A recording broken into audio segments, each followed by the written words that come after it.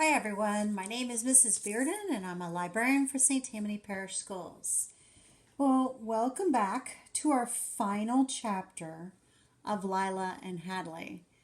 Before I start reading, I have to say I am sorry, but if I cry or have a wavering voice, it's because I anticipate this last chapter to really tug at my heart. When I read chapter 22 last time, I had that lump in my throat and it hurt. And it was so hard to read the chapter because I just knew what was about to happen. I have not read chapter 23 yet, so let's get started. And again, I apologize. This one is my favorite, Shelby says as she hugs Wilmer, the massive St. Bernard mix. He laps at her face with a tongue that's almost the size of her head. You say that about all of them, I tell her. Well, I mean it about this one. You say that, too. I can't help it. Shelby releases Wilmer, who lets out a loud, excited woof before running off to play with some of the other dogs on the other side of the dog run. I just really love dogs. Really? I couldn't tell, I tease. We've been volunteering at the dog rescue for the past week, nearly every day for the past week. Beth says most volunteers just come in once or twice a week or on the weekends. But after our first day, Shelby had insisted we come in every morning to help. Well, help and play with dogs, of course. I don't really love cleaning out the dog kennels, but doing it with Shelby makes it more interesting at least. And it has kept me busy since Lila left. I still miss her a whole lot, but it's easier to deal with when I've got stuff to do and a friend to do it with. It's nearly 10. Usually we don't finish until noon when Mrs. McGraw comes to pick Shelby and me up to take us back to our neighborhood. But today I'm leaving early, and Beth is the one who appears at the gate of the dog run. Hadley, she calls out, you ready to go? I nod. My stomach gets really tight all of a sudden as my nervousness creeps up on me. Good, Beth says. Shelby, I just called your dad and reminded him he'll need to pick you up today. He'll be here at noon. Okay, Shelby says. Thank you, Beth. She turns to me and gives me a big hug. She's still real good at them. Have fun today, she says. Tell Maya and Joey I said hi. I know they don't know me, but they post really cute pictures, and their comments on your photos make them seem real nice. I'll tell them, I say. Okay, see you in a couple days. She lets me go. I unfold my cane and walk over to Beth, who opens the gate for me. We're quiet as we make our way around the side of the building toward her little blue car. I ain't actually told Shelby where I'm going today. Not the whole truth of it. I ain't ready for that just yet. Seeing Maya and Joey will only be the first stop of the day. Beth and I are going to meet them at our favorite pizza place in my old neighborhood to have a late lunch. But we've got somewhere else to go after. It's the last Sunday before school starts on Wednesday, and Beth and I got a long trip ahead of us. We make the most of it in silence. It ain't as tense as the first long drive we took together at the start of the summer. This time, I'm glad she's here. I just don't know what to say, and I'm glad that, for once, she ain't pushing. Joey and Maya are waiting outside the pizza place when Beth's car pulls up. They run to my door as soon as I open it and immediately engulf me in hugs. It's so good to see you, Joey says. We've missed you so much, Maya exclaims. I've missed y'all too. When they release me, I unfold my cane and hold it in front of me like I'm supposed to. I don't even think about it first. It's starting to become a habit now. So it ain't until there's a beat of silence that I realize it's the first time Joey and Maya have seen it in person. If I'm nervous about that, though, I quickly realize I don't gotta be. Cool, Maya says. Do we get to see how you use it then? I've been curious. Sure, I guess. Though we're just going inside to eat, so we probably won't be walking around too much. Do you ever, trip people with it? Joey asks. No, not supposed to do that. I gotta hold back that laugh while I answer him. But you've thought about doing it, right? Oh, definitely. Beth comes around from her side of the car then. Sorry, had to answer a text. I'm Beth, Hadley's big sister. Y'all must be Joey and Maya. That's us, Maya says. Also, wow, Hadley, you and your sister look a lot alike. You do, Joey says, and I can tell from his tone that he's grinning, and that's a compliment. If Hadley grows up to be half as pretty as you, Beth, she'll be a lucky girl. Maya and me both elbow him at the same time. Stop flirting with my sister, I say. She's got a girlfriend. Beth just laughs. Thank you, though. I do think Hadley and I look a lot alike. We take after our mama. Oh, that's right, Maya says. You're going to see her today, aren't you? I nod. I still can't believe she's in jail, Joey says. How are you feeling about seeing her there? I don't know. Well, Maya said quickly, you don't got to think too much about it just yet. First, you've got to get some pizza to eat. That's right, Beth says. Oh man, Mr. Gino's Pizzeria. I haven't eaten here in so long. Is their sauce still amazing? It is, Joey assures her. Good. Let's get some lunch then. We spend the next hour shoving our faces with pepperoni pizza and talking like it'd only been a day since we'd last seen each other. I'm surprised by how easy it is, even though we've been staying in touch more lately. I was still worried that them knowing about Mama or seeing my cane would make it feel weird. But it doesn't. They're still Joey and Maya, and I'm still their best friend.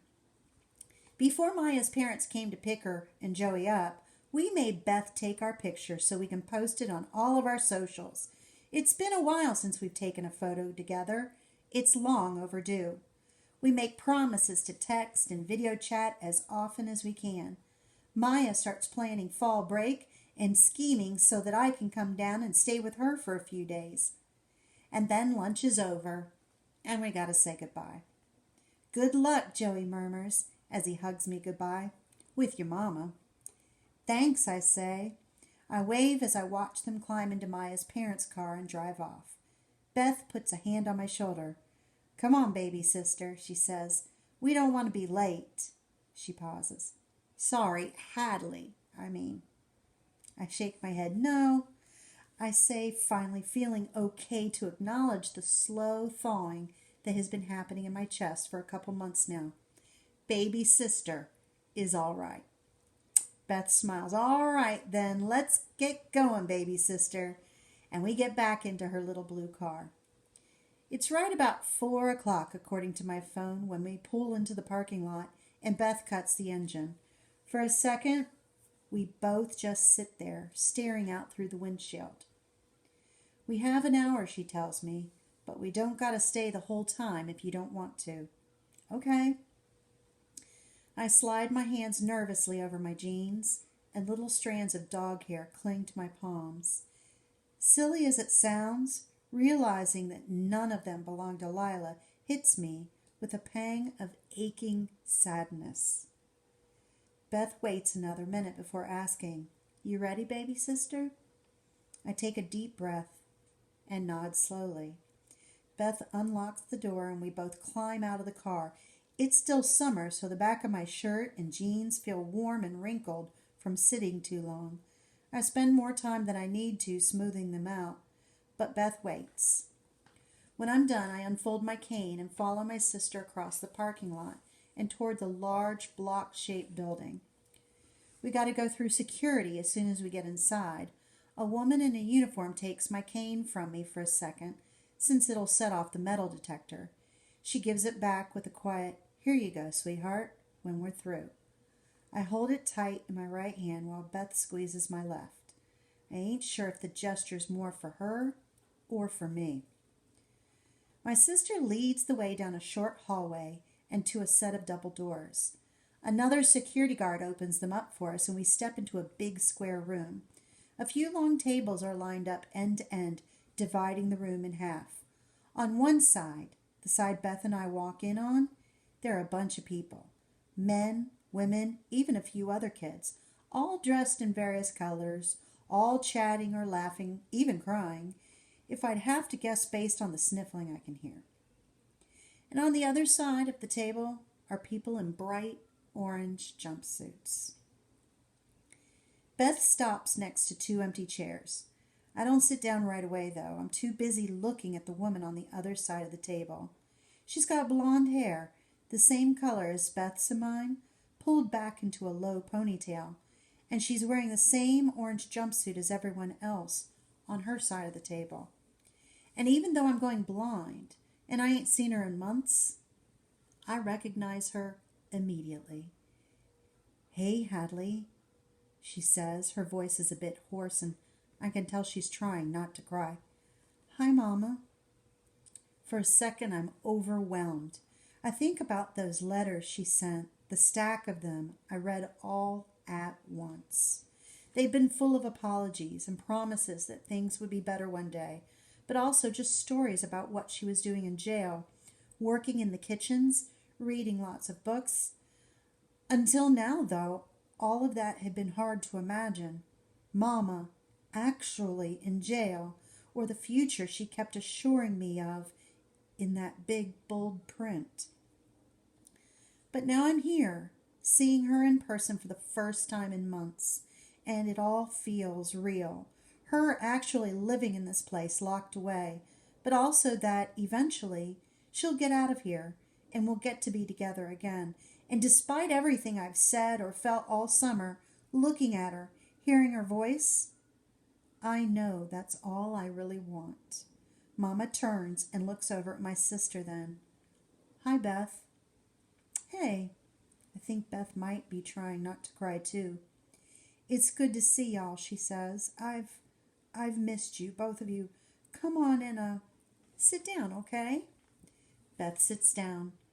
I take a second longer, giving myself time to fold up my cane before sitting beside her across from Mama. There's an awkward silence for a minute. Then Mama reaches across the table and takes my hand. Glancing over, I can see she's taken one of Beth's too. My sister and I look at each other for a second, then back at her. "I'm sorry," she says, and she ain't bothering not to cry now. "To both of y'all. I'm so sorry." "Me too," Beth says, and now she's crying too. "And me too. And dang it, I'm crying as well." I'd be embarrassed if I didn't get the feeling everyone in this room was far too preoccupied to notice us. We all take a minute just to sit and look at each other before Mama focuses on me, squeezing my hand. "You start school this week, right?" I nod. "Sounds like you've had a busy summer," she says. "I heard there was a dog named Lila involved, and I can see you've got a shiny new cane here. Can you tell me about it?" "I thought Beth had been filling you in on everything," I say. "I did," Beth agrees. "Most of it." Mama nods. "She did. But I've missed your voice, Hadley, and I want to hear it from you. Why don't you start at the beginning? Tell me about all the adventures you've been on this summer." So I do. And that is the end of the story. Well, it's wonderful to see that Hadley was able to let Lila go back to her owner, and that she was very happy and comfortable letting Lila go back to her original owner. And through that experience, the story that the previous Lila owner had, through that experience, she was able to read her mother's letters and finally be brave enough to go visit her mother in jail. It looks like Hadley is starting a new beginning in her life. Well, I sure hope you enjoyed Lila and Hadley, and if you have enjoyed this story, you can still search my YouTube videos and see that I have read some other chapter books. Until next time, keep learning and keep reading.